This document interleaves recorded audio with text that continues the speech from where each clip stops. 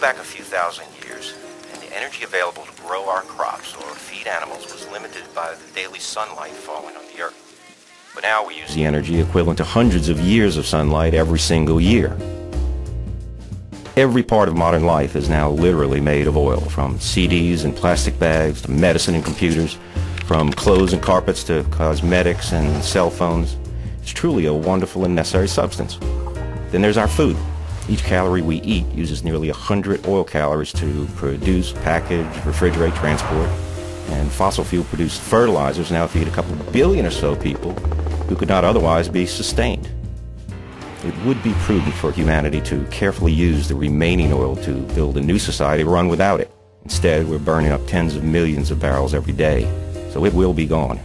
It will run out, leaving pretty much none for future generations, even though we in the oil industry are working our asses off looking for and finding this magical substance. Yeah, Rick. All right, push it back!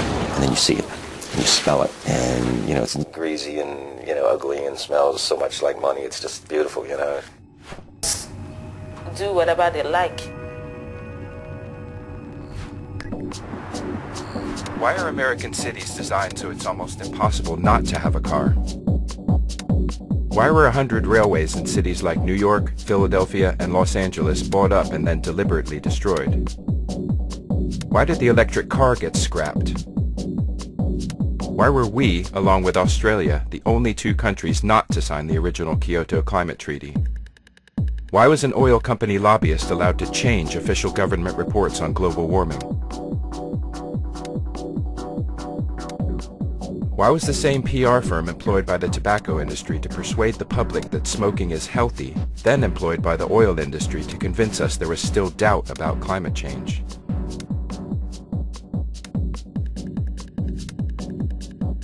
Alternative energy has been available for 50 years. Why have we barely used it? Why were solar panels taken off the White House? Because, right from the early days of the industry, the oil men and their obscene profits have had an unhealthy influence on the people running our country. And now, they are the people running our country.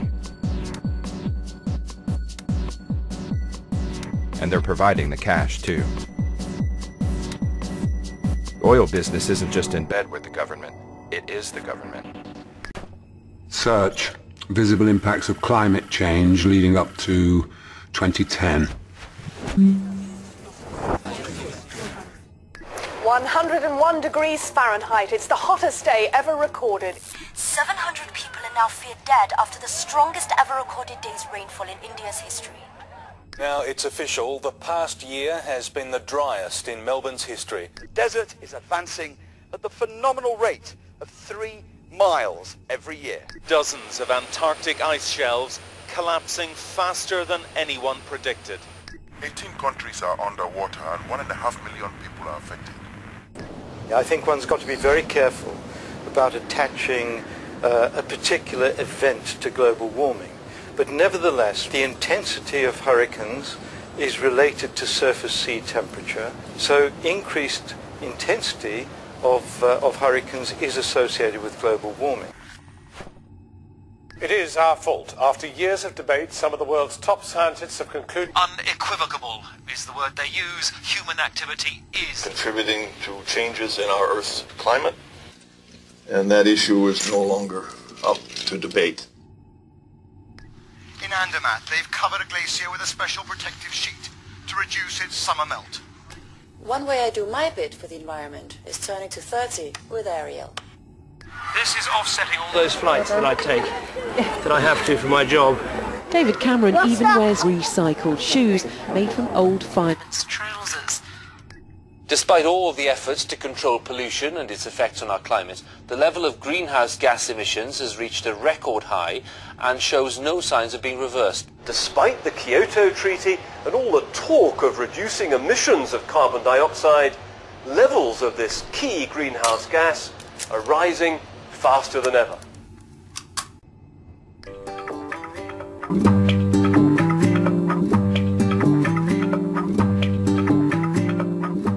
Climate scientists can estimate how much of the remaining fossil fuels we can safely burn. This amount is called the global cap. Under this proposal, the world's governments would make a binding international agreement detailing how to distribute the global cap. The earlier the start date, the greater the chance of not triggering runaway climate change. The total global emissions for the first year, say 2012, will be set at their current level. Every year following they'd shrink until, by about 2065, they're almost zero. Initially, each country would be allocated an emissions quota according to how much they currently consume. But this would change over time. America would slash its emissions 90% from its current over-consuming position. Europe too would decrease massively, as would China. But India and Africa would increase until, by about 2025, each human being on the planet would have equal rights to the Earth's resources. Equity is the only option morally, and also practically, as developing countries won't sign up to anything less. The total emissions would then keep decreasing every year, until by 2065 we'll have weaned ourselves off fossil fuels and prevented the worst impacts of climate change. As to how each country divvies up its share to its citizens, there are various options on the table, the most promising of which is individual carbon rationing. And it is global warming. For the first time, scientists confirm the link between climate change and our awful weather. Emergency services scramble to Bedford's swollen. As the floodwaters finally worked their way along the Great Ouse, other parts of Bedfordshire didn't escape either. We've lived up here for over 40 years and we've never, ever had anything like this. At least 80,000 fatalities in Burma today after Cyclone Nergis. Drought emergency across Western Europe with drinking water strictly rationed in Holland, France. Forest fires which are still sweeping across Spain. £30 billion, a price worth paying for motorists' right to drive, said Lord Clarkson. Good news for the UK wine industry, especially the latest is that New Orleans will not be rebuilt a third time. Louisiana less than the total destruction of India's dams would end Pakistan's drinking water crisis. As US President Chelsea Clinton refuses Africa's demand. Sales of air conditioning units in India. As San Francisco's extraordinary heat wave continues into Los Angeles. Now we're seeing extreme weather events somewhere on the planet every single day. Estimating 35 million Chinese refugees. Skiing in the Alps is over. The new Channel 4 documentary asks, is global warming really happening or are natural? It's 51 degrees centigrade, the highest land temperature. More than 100 million people are homeless tonight as massive methane emissions from Siberia. The last Indonesian tree fell, but biofuel prices are... The European Union today permanently closed all of its borders. Roadside verdes must be reserved for food production. London is underwater again as last night's 30-foot storm surge overcame the Thames Valley. New Zealand has also now closed its borders, leaving 22 million Australians. Reports coming in that the North Sea is boiling. 100 million refugees from Middle East and continental Europe are all heading north. Species are now extinct, scientists estimate, and ecosystems are collapsing across the planet. Past 2 degrees. We cannot now stop runaway climate change. There are simply too many people to feed in Ireland's remaining farmland. Suicide rates increasing 800%.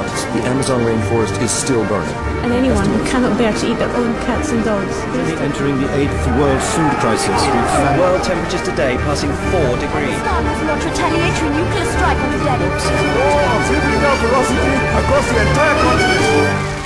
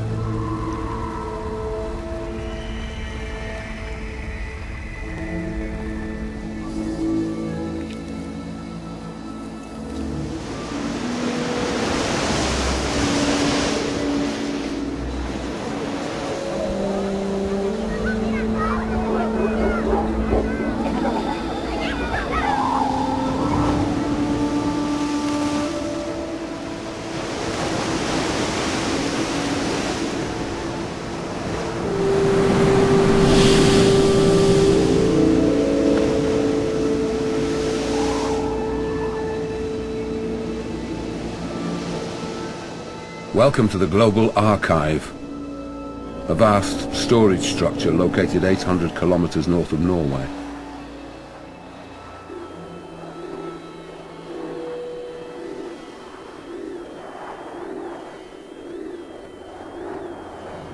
It contains the artwork from every national museum.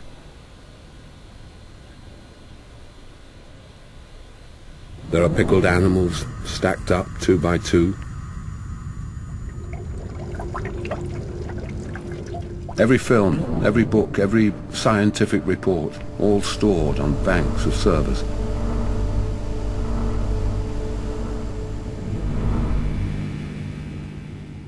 But the conditions we are experiencing now were actually caused by our behavior in the period leading up to 2015.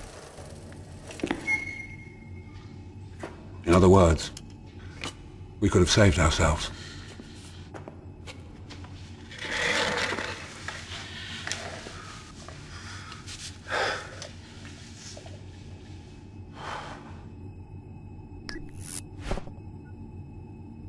We could have saved ourselves, but we didn't.